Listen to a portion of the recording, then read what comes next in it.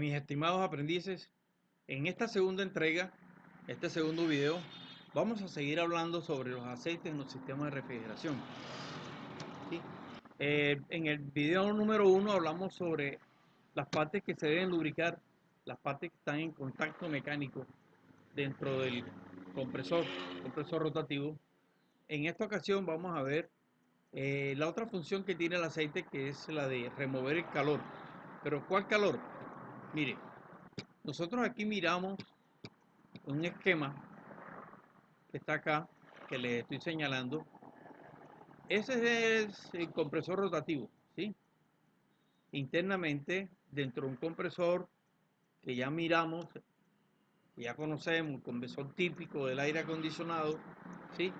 Este sería la parte que conforma el compresor en sí. Ya les explicaba en el video 1 que se conforma por un rotor y un estator. Está un eje de motor, tiene dos puntos de descarga, de succión y descarga, tiene una paleta deslizante y un resorte que hace presión sobre él. Los puntos de contacto son entre la paleta deslizante y el punto que hay entre el rotor y el estator. Bueno, sucede que yo les decía que el aceite va a formar una capa lubricante, una capa entre las dos piezas. Imaginemos que esta es la parte mecánica 1 y la parte mecánica 2. En el centro va a haber una capa microscópica de aceite, ¿sí? Esa capa microscópica de aceite, en el momento de contacto de las dos piezas, va a generar calor, porque el aceite no se comprime, ¿sí? El aceite actúa como un elemento sólido, pero con la facultad de poder lubricar, la facultad de poder eliminar la fricción.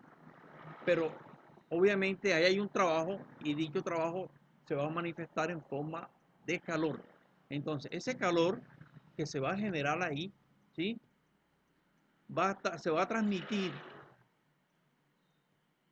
al estator. El estator va a estar rodeado de aceite. Entonces, el calor que se genera en el punto de fricción pasa a través del aceite, del rotor al estator, de la pala deslizante al rotor, en su orden, de la pala deslizante al rotor, el rotor al estator y del estator a través del aceite, ¿sí? A través del aceite lo lleva a las paredes del compresor, a las paredes del compresor. Entonces la temperatura ambiente que rodea el compresor, ¿sí? Absorbe ese calor, ¿sí?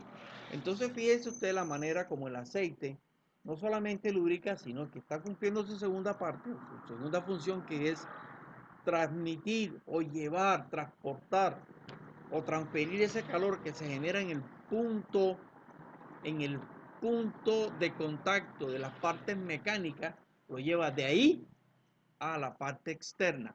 Entonces, internamente dentro del compresor, ojo, aclaro eso, dentro del compresor no hay aceite, dentro del compresor lo que hay son gases, un gas que entra a baja presión, baja temperatura, luego el rodete del compresor o rotor lo lleva de una cámara a otra cámara. Les sugiero que vean videos activos o interactivos donde muestren el movimiento que tiene el rotor dentro del estator en eh, un compresor rotativo.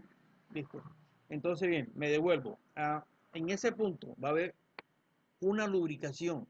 O sea, ahí dentro no hay aceite en cantidad como de pronto pensaríamos, no, porque ahí solamente va a manejarse gases.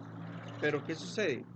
Que dentro de las funciones de lubricación que tiene el compresor, por este eje, el eje de rotor, el eje de rotor, ¿sí?